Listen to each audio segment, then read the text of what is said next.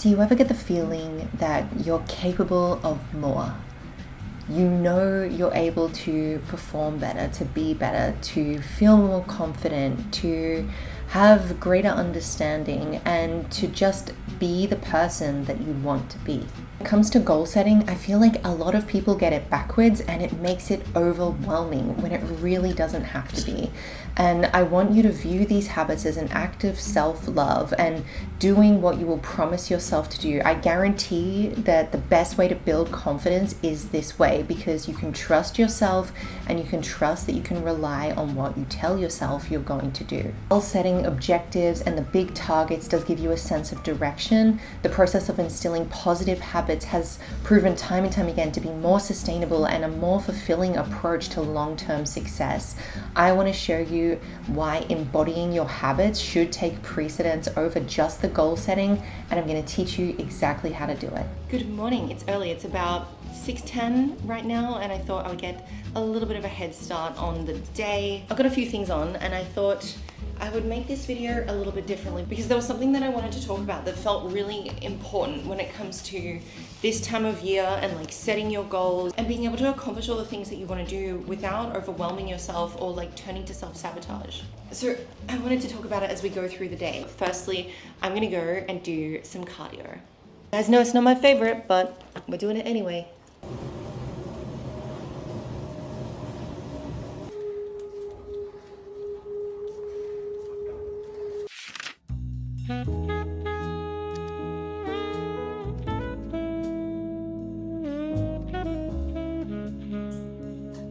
I can just see it now. Today is going to be one of those days where I create so much laundry for myself. Because I had my pajamas this morning, then I went and did my cardio. Now I'm in some comfy clothes because I'm about to do some client calls and a bit of work. And then I'm going to go to the gym, and then I've got my afternoon. So I thought it was just cloudy today, and then when I took the dogs down earlier, it was actually pouring rain. Sometimes because I'm a bit higher up, sometimes I'm in the cloud and it's just like misty outside, and then I get downstairs and it's actually like raining. I'm just gonna do a quick little bit of makeup today, nothing crazy. This used to be where I had goal setting completely backwards, where the goal becomes more dominant than the daily habits. And if we're only looking at that end goal and fixating on it, that can lead us down a path riddled with stress, anxiety, and then a constant sense of unfulfillment.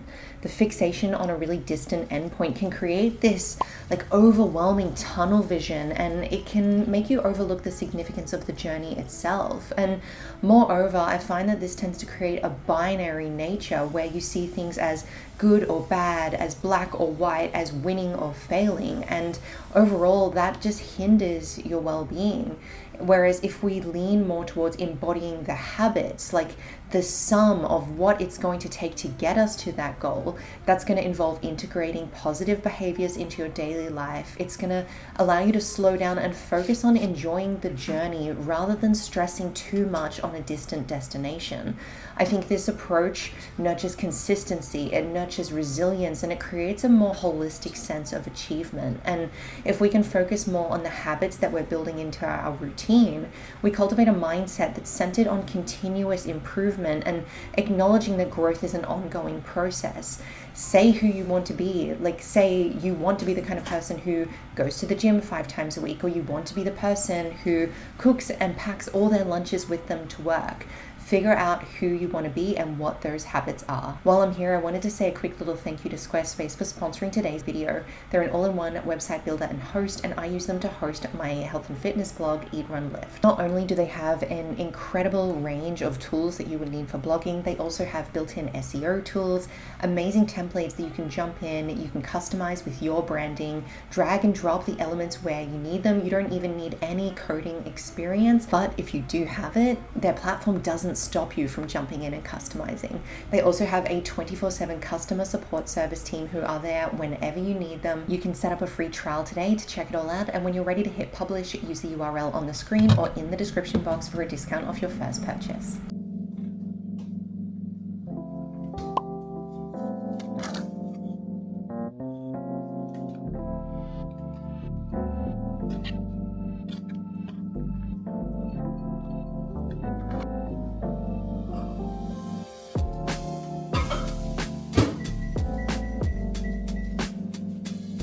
ask me why, because I don't really know, but I have been obsessed with having this chicken, potato and carrot golden curry for breakfast every day. I had eaten protein oats every single day with the exception of maybe 2 or 3 days in the last 6 years. Every single day, even if I went away on holiday, whatever, there was literally only a handful, I could probably count on one hand, handful of times that I hadn't had protein oats, and I finally got bored of that option. So I've been having this chicken and rice dish for breakfast. I have 3/4 of a cup of rice on my training days and just half a cup of rice on my rest days. And I'll also have some fruit and things after this as well. Having meal prep breakfast is so good, just saves so much time. Whether you want to go sweet or savory, it doesn't matter. I just recommend making some things in advance so you're not skipping out on your breakfast in the morning. So you might be thinking, okay, I've got to embody the habits rather than only stressing over the end goal. How do I do that? The first step that I want you to consider, or the first mindset that I want you to consider, is that consistency breeds success. Habits thrive on consistency, and success is often a byproduct of small, repeated actions. If you have a goal of like, okay, I want to incline bench press 60 kilos, you're not going to be able to go there and do that straight away. First, you're going to have to use the bar, which is only 20. And then you're going to have to add the little plates. Break it down in a granular way so that you can have so many wins. Unlike goals that can be achieved in bursts, habits are cultivated through steady incremental progress. Embracing a routine will create the foundation for success and allow you to just build on your efforts over time. So some things that you can use to do this is like a habit tracker, like I've got in my Phoenix formula sheet.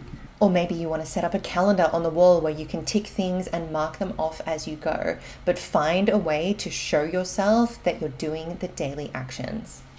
I'm in such a rush. I have to get my supplements together, take them, get changed, and leave for the gym. Selenium, Alpha GPC, Lion's Mane. I'm gonna use a non-stim pre-workout, and I'm gonna put some Hydrolyte in it as well. And before I go, I'm gonna eat some banana chunks. Lately, I've been enjoying having kiwi fruit, but I don't have time, so I'm literally just gonna grab some handfuls of this out of the packet. And then after I run out of my non-stim pre-workout, I have to take EAAs and creatine. This is the creatine that I use.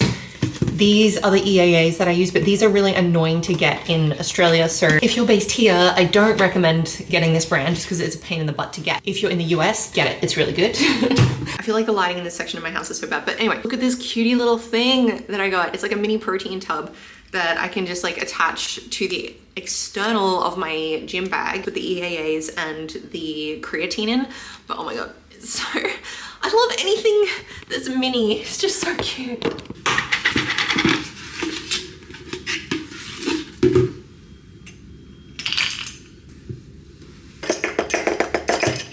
It's so cute that it hurts my feelings. I found it on Amazon, by the way.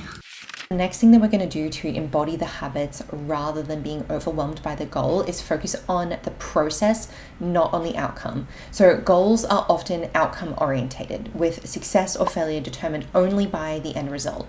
In contrast, if we can have a more habit focus, it'll emphasize the importance of the process, of the journey, of every single day. And by concentrating on your daily actions, you can get way more satisfaction from what you're committed to, regardless of immediate and tangible results. So shift your perspective and have a look for what are the things that you enjoy. Outcome focus might be something like, I need to become fluent in a new language within 3 months, whereas a process focus is, I'm going to dedicate 30 minutes each day to learning exercises. An outcome focus might be, I need a promotion within the next 6 months. Whereas a process focus is, I will focus on enhancing my skills and completing all my projects effectively. I'm not even exaggerating when I say that every time I book that particular hair salon, it rains. And so I end up walking back. I had an umbrella, so hopefully it's not too bad today. I've got another maybe 2 to 2.5 hours of work to do now at the desk. I've already done 16,000 steps today, just walking to the gym, from the gym, to the hair salon, from the hair salon, taking the dogs out in the morning. I feel like ever since I moved here, it is so easy to rack the number up way too high, and I've got to go get some groceries soon. So I'm gonna end up over 20,000 today, which is not ideal. Like if you're trying to figure out a step target, do not set it that high. My coach doesn't even set it that high. He just lets me do whatever steps end up happening naturally. Like I haven't gone for a proper walk or anything today. I've just like gone to and from places. So we treat my steps as just like, that's just what happens, and we'll build the nutrition out around it. Mine used to be way, way, way lower than that. Look at this, 2020, daily average steps was 2,963.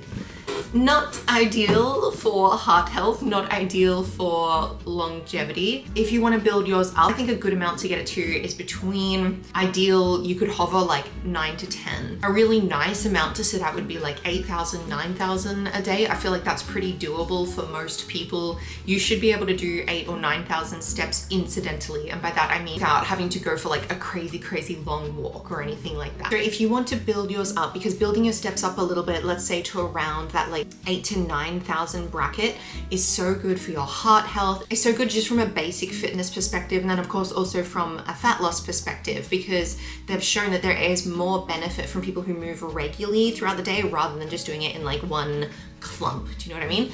So if you want to build it up, literally just spend a week, figure out what you're doing now, either Fitbit, iPhone, Apple Watch, whatever, something to track your steps. And then next week, just add 1,000, that's it, or 500. Like don't go and suddenly decide that you're gonna do 10,000, because if you're going from here to here, like you're gonna fall off within like 2 weeks. So literally just add like one little bump next week, and then do that for a few weeks, maybe 2-3 weeks, and then you can increase it again once you've been consistently hitting those numbers. Now, consistently doesn't mean perfect, but I would say like 80 to 90% of the time you can hit that number, then you're ready to move.